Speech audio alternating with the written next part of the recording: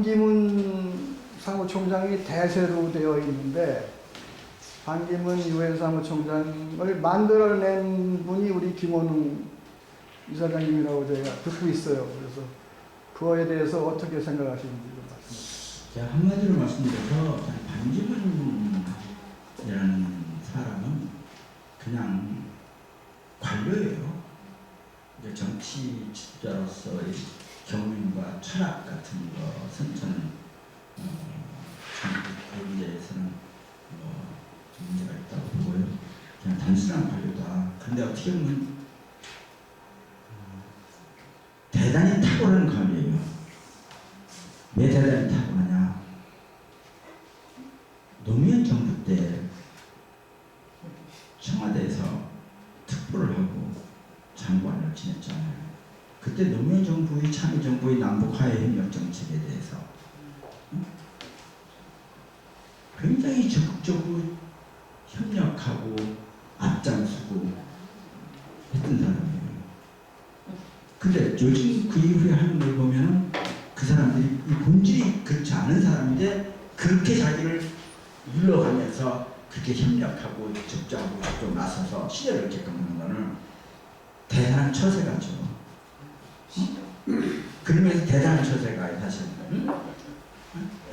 저는 노무현 대통령이 2007년 그때가 12월 19일 날이 대선 있는 날인데 10월 하순경에 저한테 전화가 왔더라고요. 제주도 서귀포에 있는데 휴가차 마지막 휴가였는데 봐줄 수 없냐고. 그래서 갔죠. 그때 마침 제가 제주도에 있었어요. 그때 제주도에서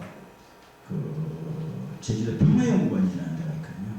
거기서 평화연구소 세미나를 하는데 각 대사들 보시바 이렇게 다 오는데 거기서 축사를 해달라고 해서 제가 마침 제주도 축사 마치고 나왔는데 전화가 와서 제가 갔어요.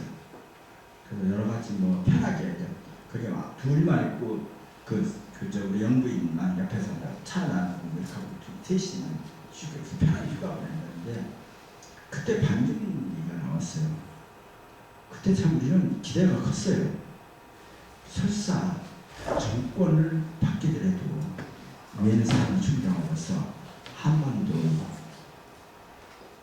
남북한의 화해협력 정책에 대한 것을 그래도 힘든 데까지 지원할 거다. 이런 기대를 걸었어요. 그런데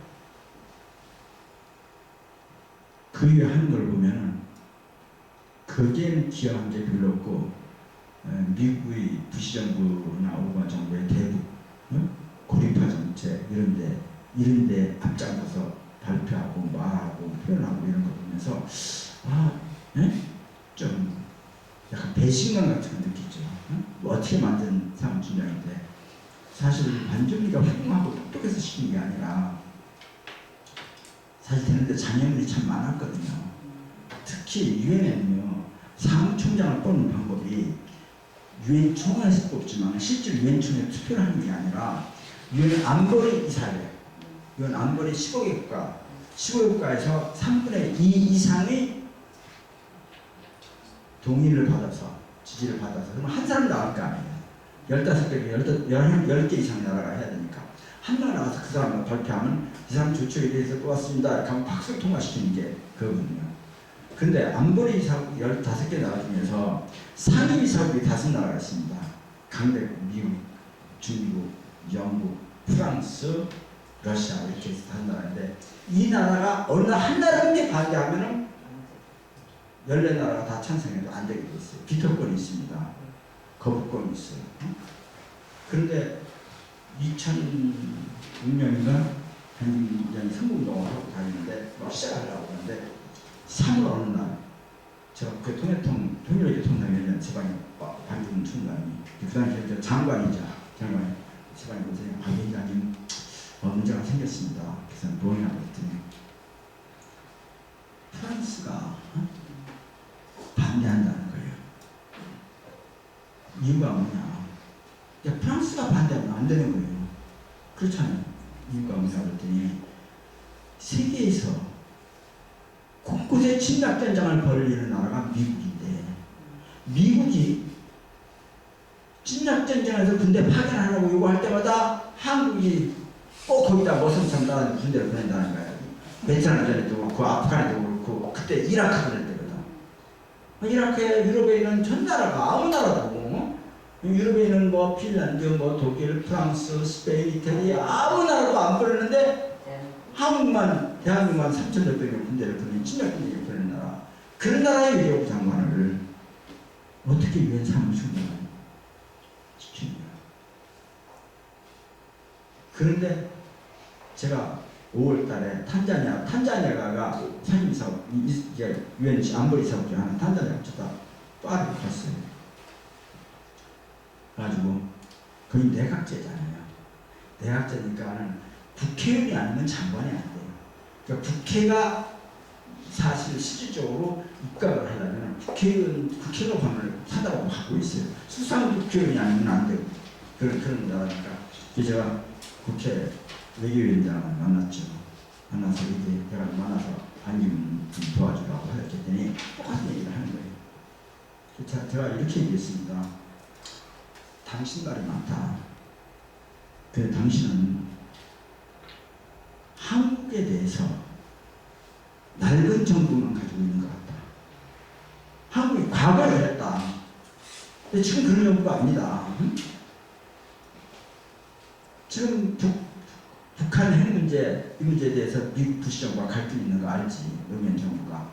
그건 알고 있대. 우리가 뭐를 바라는 거냐? 단지 우리는 한반도 평화를 바라고 이 갈등이 있는 거다.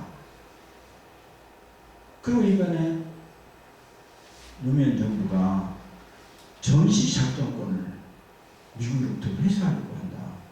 한국전쟁때 가져간 전시작전권 수십 년 만에. 아, 전시작권 미국이 갖고 있네. 아, 그렇다. 근데 그거 어떻게 그렇게 돼 있냐? 그 주권국가가 좀 체면이 안 쓰지. 왜 이렇게 얘기하더라고. 그래서 그걸 가져오려고 협상합니다. 그래서 자기가 몰랐대요. 근데 그것 때문에 지금 노무현 정부를 뭐 김일성주의자라든지 빨갱이라든지 막 이렇게 막 몰아가고 하는 사람이 있는데 그게 야당이 그런 짓 하고 주요 언론도 그렇게 하는데 그런 순환을 끄면서 지금 우리가 이렇게 반민주의자니 이런 현정부를 이렇게 비난한다. 근데 그게 무슨 반민이 그냥 당연한 주권국가라서의 권리지. 그러니까 현실이 그게 그렇다고. 한국 와서 그 자료를 뽑아서 조선일보 사설 뭐 이런 거 있잖아요. 그리고 새누리도 그냥 한다고 다니 뭐 논평, 반대한 논평 그걸 다 해가지고 카스커에서 보냈어요. 그랬더니 바뀌었어. 예를 들면 저는 박근혜 정부 이명박처럼 미국에 완전히 사드 배치하고 이런 나라 같으면 이런 나라 같은 유엔 사무총장을 나갔다고 명함도 못 입어요. 우리가 그래도 제한적이나 자주적인 성향을 띄었기 때문에 그걸 이유를 대해서 국제사회를 설득할 수 있었지. 그렇게 해서 반기문이라고요. 응?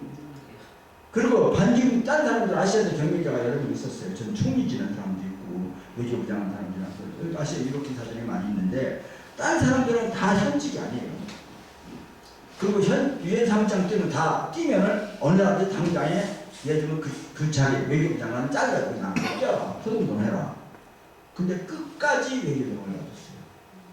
그래 다니면서 로비할 때 현직 장관이라니까 표 있는 사람을 만나기도 편하잖아요. 그 다니는 비용도 다 국가 예산으로 되잖아요. 거기서 뭐 지원해달라고 하면 무슨 외교적으로 지원해달라 못 산 나라에서 해달라면 그 국가 예산으로 지원할 수 있잖아요. 그 성공을 반기문이가 유엔 사무총장으로 당선되는 데까지 외교부 장관을 시켰어요. 의도적으로. 응? 그거 아니면 안 돼. 영어 잘해서요? 우리 술자리가 그 영어 무슨 잘하는 영어예요. 그냥 요즘 젊은이들이 보기에는 아무 말이 없는 거라고. 그런데 그러니까 반기문이가 된 거는 사실 철저히 개인 역량이라기보다는 개인 역량이 1%라면 99%는 참여정부의 역량이에요.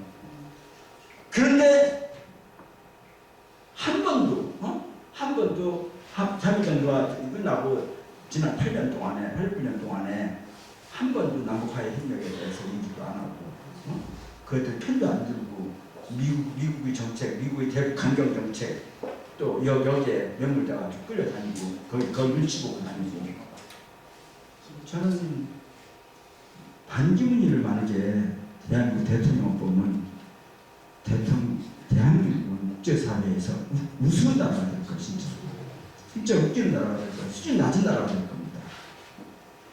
그래서 그런 허명에